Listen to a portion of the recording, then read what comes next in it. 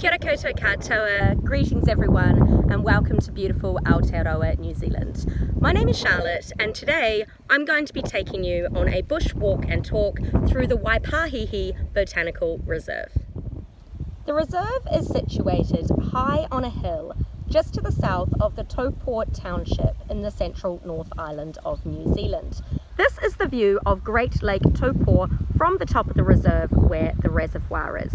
Now, just to manage your expectations for our bushwalk and talk today, some of you may be aware that I am a professional tour guide back in the UK and that I've lived in London for the past 14 years. However, I'm currently locked down in New Zealand because I was visiting family here when my flight got cancelled amidst the COVID-19 pandemic, and I am now stuck. So New Zealand is currently at alert level 4 lockdown. This means I can only get out for exercise, so I'm somewhat limited in what I can get away with showing you here in Taupo. So I did actually try to do a live stream walk and talk up here at the Waitangi Reserve. Unfortunately, the coverage was not strong enough and it was very blurry and pixelated. So what I'm trying to do is just put together some of the best bits so you can get a really good sense of what it might be like to visit the gardens and reserve in person. And of course, my hope is that when we are through all of this, you will be able to visit New Zealand yourself and visit this magnificent reserve. If you do enjoy the content that I've put together, please do consider making a donation through my Ko-fi page. I've lost my only source of income in London, and I've really made the effort to learn the history and stories of this area to share with you.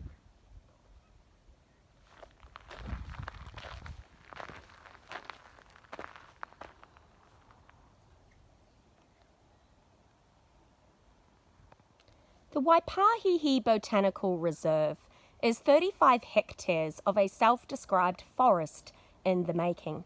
Founded in 1966 by Kenneth Ernest Young and a team of fellow volunteers, Young remained the planner of the reserve right up until 1983. Even today, this reserve is maintained almost exclusively by around 20 volunteers. They do bring in contractors for earth moving and relatively large pruning, but aside from that, it is just this team of roughly 20 people who are almost entirely responsible for caring for the reserve. With this in mind, if you are going to be visiting Waitangi Botanical Reserve in person, which by the way is an absolute must-do if you are visiting the Taupo region, it's obviously not quite the same seeing it through my lens, although we are in lockdown, so it's better than nothing. But do come and visit. And the best time really to visit is in the spring, which in New Zealand is around kind of October, November time, because then you can see the floral displays. In addition to green trees, the reserve also has more than 2,000 rhododendrons, azaleas and camellias, and hopefully you might even see some rata and pahutakawa with their crimson bloom. You will notice when you're walking around a few donation boxes with the spirit that of course it is volunteers who maintain the reserve. Please do leave a donation if you visit. It really does help with the upkeep of this marvellous place. Now, the first working bee took place on the 1st of October in 1966, and weekly working bees used to last around 3 hours. Nowadays, they technically do still last 3 hours, but the first 2 hours is spent working, with the remaining hour usually used for a catch-up over a cup of tea in the club rooms. Now, as I mentioned, you'll find a lot of trees and other species here, plant species, as well as animals, so it was really established as a sanctuary for native trees and birds. You will also find weta here, although we probably won't see any weta today. Now, if you are unfamiliar with what a weta is, I really recommend you look it up now. So weta is spelt W-E-T-A. This isn't the production company of Peter Jackson's that's behind The Lord of the Rings. I'm talking about the flightless cricket. Okay, so there are around 70 species of weta. Some of them are critically endangered because they do get eaten by introduced mammal species. I'm going to be talking a bit about introduced species later on. But yeah, the smaller weta, they tend to be carnivorous scavengers, with the larger weta being herbivorous. And some of these larger weta, like the giant weta, are among the largest and heaviest insects in the world. And remember, they are flightless, as a lot of our birds are flightless as well.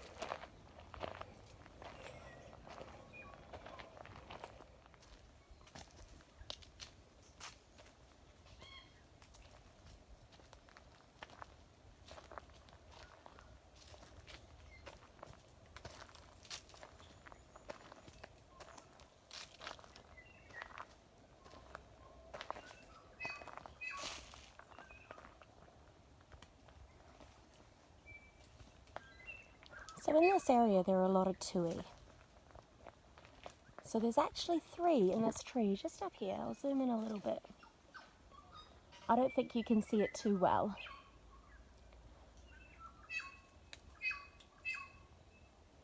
The tui has a really iconic sound, and it's a sound that I really, really miss now living in the UK. And actually, if you ask any expat New Zealander anywhere in the world, they'll often remark that one of the things they miss most about New Zealand is the song of the tui. Now, although the tui looks like it's a black bird from here, if you're up closer to it and in the right light, you can actually see it has this sheen. It has green and blue and other colours on it. But the most iconic thing about the tui, aside from its sound, so in terms of its appearance, and again we can't see too well unfortunately, but the tui actually has these white balls, these white baubles that you might be able to see just there. And these little white balls beneath its chin are called poi. Sometimes if you see a kapahaka group, a Maori cultural group, the women, the wahine, will often have poi. They'll be doing a poi dance, which look very similar to these little white poi that the tui have. So this is probably my favourite viewpoint from the top of the reserve. So over there we can see again Great Lake Taupo. We can also see the mountains of Tongariro National Park. And the national park is of course one of the major sites in this area, and it's a little far away for us to visit during lockdown, but it's where you'll find the Tongariro Alpine Crossing, which has been described as New Zealand's greatest day walk. And in the winter, of course, it's very popular for skiing and snowboarding. Some of our best ski fields are over there on Mount Ruapehu. But in Māori legend, mountains used to be gods and warriors of great strength. So I thought now would be a good time to explain how New Zealand began, not from the perspective of natural history, but from the perspective of Māori mythology.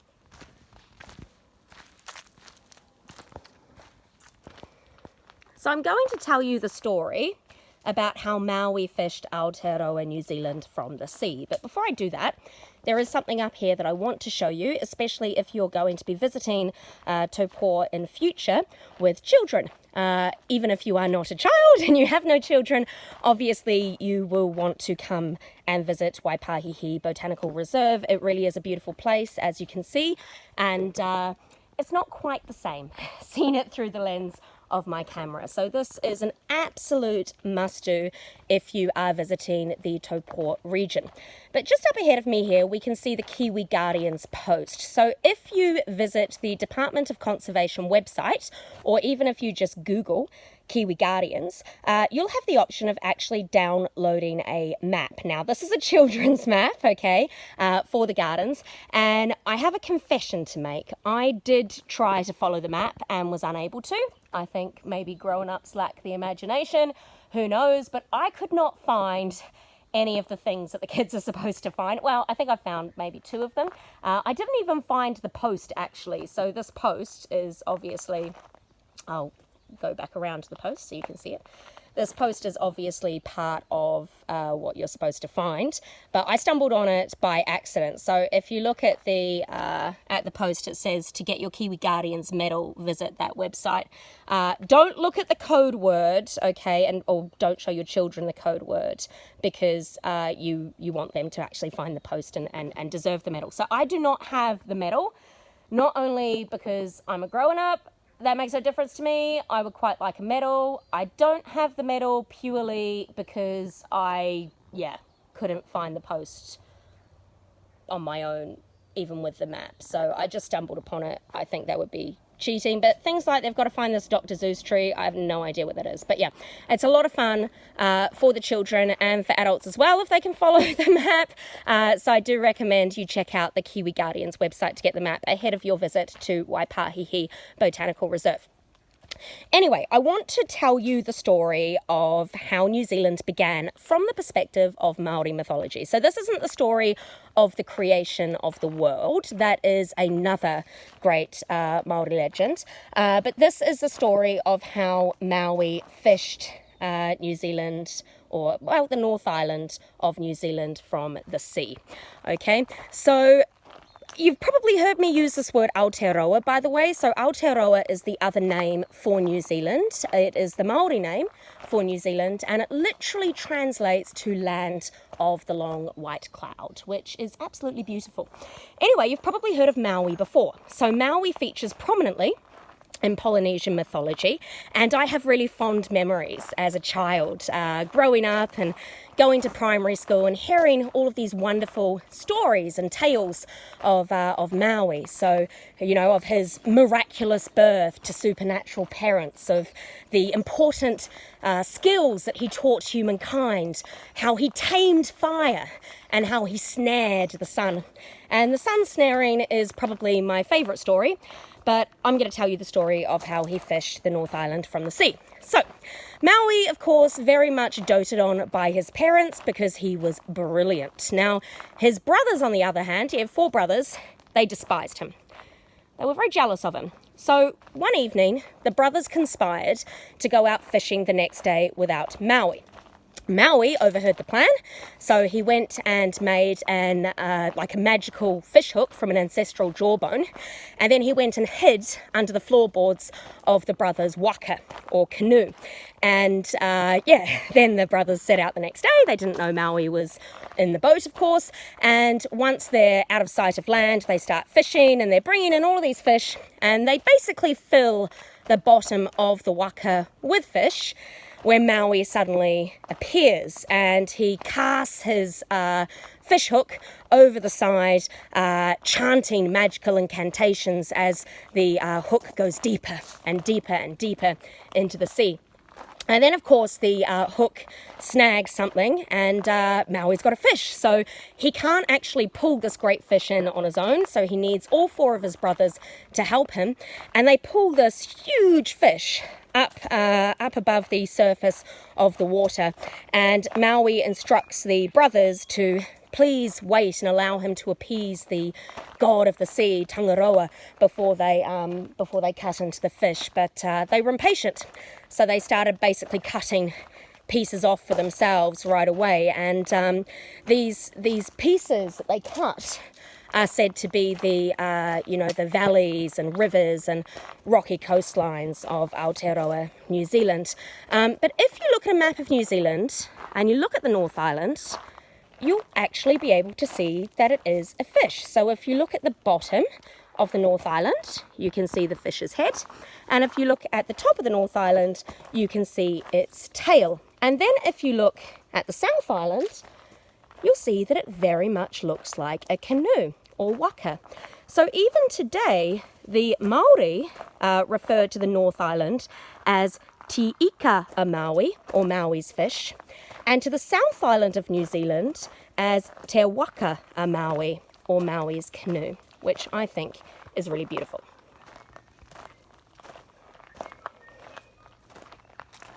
Now, there's also the story, of course, of how New Zealand began from the perspective of natural history. So the landmass Zealandia used to be a part of the supercontinent Gondwana.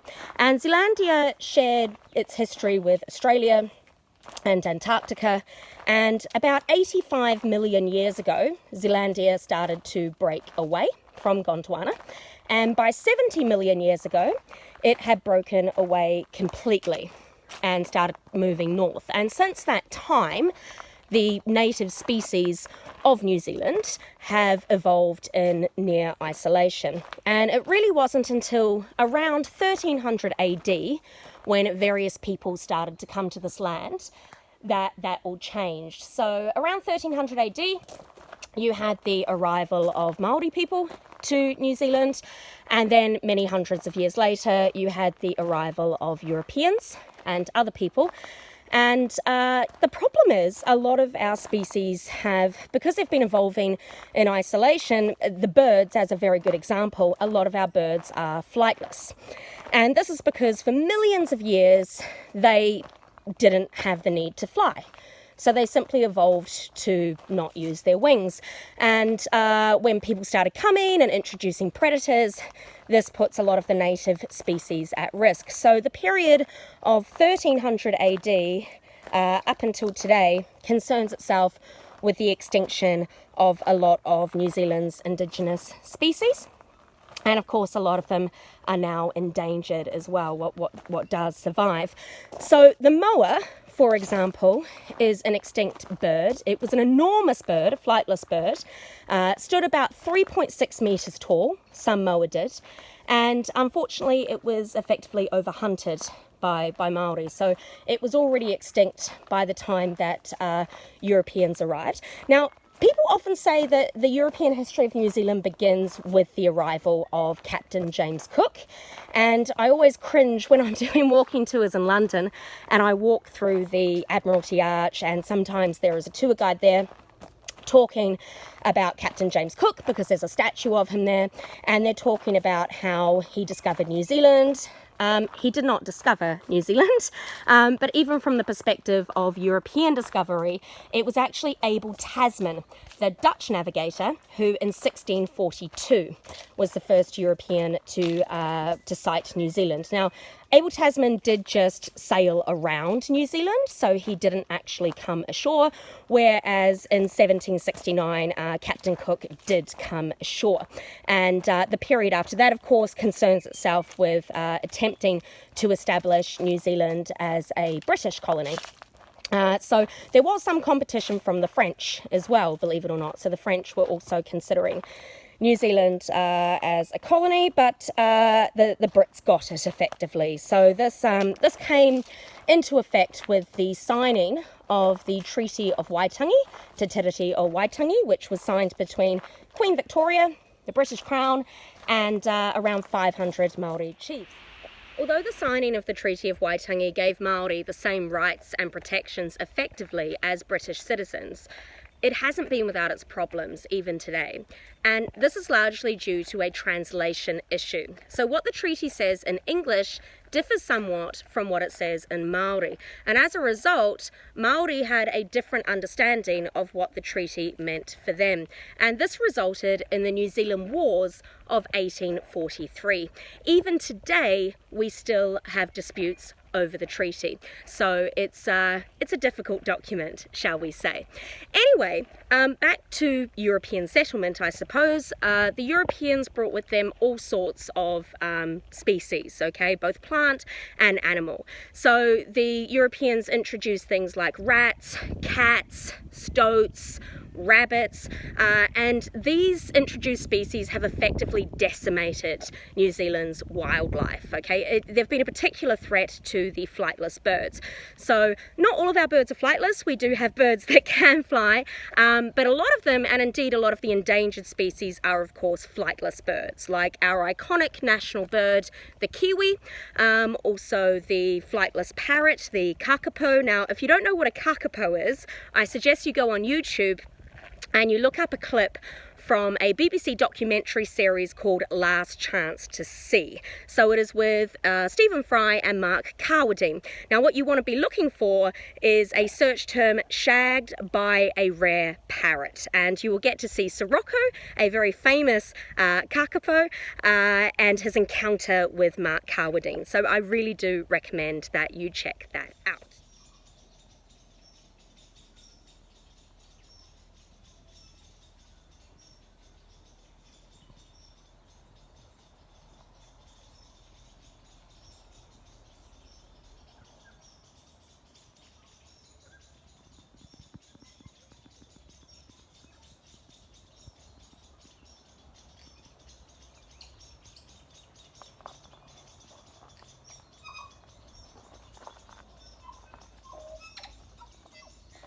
Tell you up there.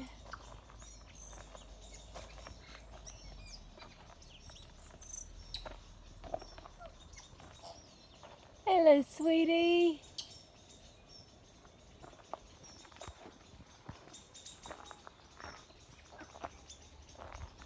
If you look up,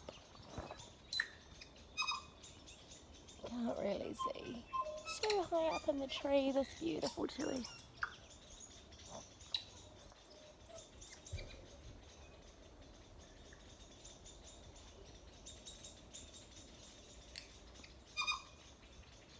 All of New Zealand's native birds have the inability to fly, but even for our birds that can fly, they still have their difficulties with respect to the species that have been introduced. A very good example is the kereroo, the New Zealand wood pigeon. Now the kereroo was actually the last winner of the New Zealand Bird of the Year. Now when I say the last winner, I don't mean the current winner. So the last Bird of the Year competition was won by the hoiho, which is the yellow-eyed penguin. The kereroo was the winner the year before. Now, if you're unfamiliar with the New Zealand Bird of the Year competition, you absolutely must check this out. This is a very, very serious competition. It is almost as serious as New Zealand's general election, okay? It's a very big deal, so definitely check it out. So the kereroo, the thickest boy, the chonkiest boy, is this enormous wood pigeon. And you've probably seen wood pigeons before in other countries. They tend to be quite heavy, quite clumsy, and they're quite bad at landing. Now, the reason that the kereroo is the thickest boy is because he is so greedy, okay? Kereroo gorge themselves on fruit. They particularly like karaka fruit, and they also really like these red berries. They eat a huge amount of these red berries, effectively getting drunk. They don't know when to stop. So in a similar way to the koala in Australia, which spends all of its time eating eucalyptus and effectively getting very stoned, the kereroo eats so much of these red berries, so many of them, that it gets really, really drunk, falls out of the tree onto the ground and goes to sleep. And then obviously it's at risk of being picked up by a cat. So if you ever see a kereroo on the ground, you need to pick it up and move it to safety. Now, we don't just have birds, we do have other species as well, including the tuatara. So the tuatara looks a little bit like a lizard, but a lot of people call it a living fossil, and this is because the tuatara is from the age of dinosaurs, and it is the last surviving species in its classification as far as I'm aware. But yeah, mostly we are a land of birds.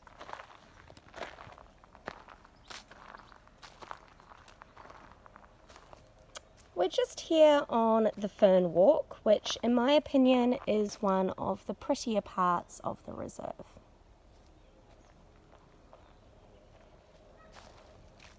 And I thought it would be a good time just for me to stop talking for a couple of minutes, just to allow you to really absorb the sounds and peacefulness of New Zealand's native bush. Now the only downside with the Fern Walk is it is a little close to the road. So as a result, you might be able to hear a bit of traffic as well.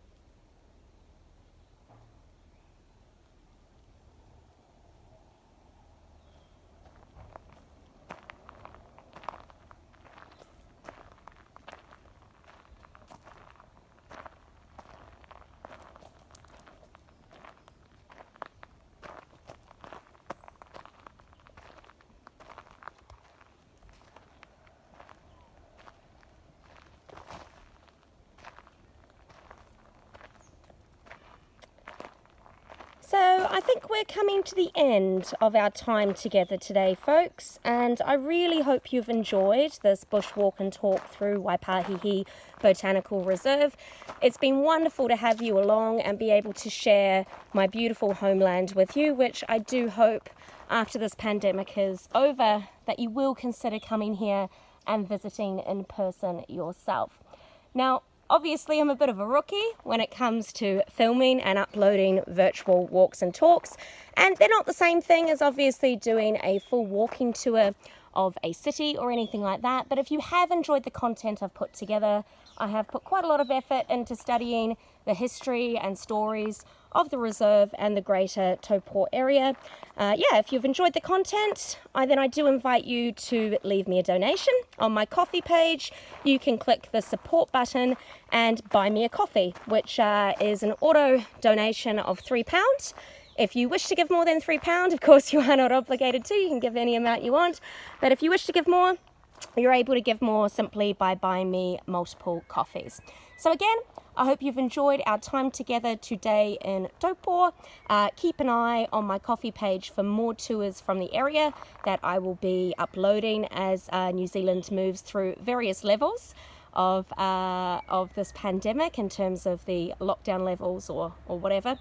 Hope to see you again soon. And also, if you fancy a live stream tour down by the lake, please comment and let me know. And when I have a few people, we can get to that.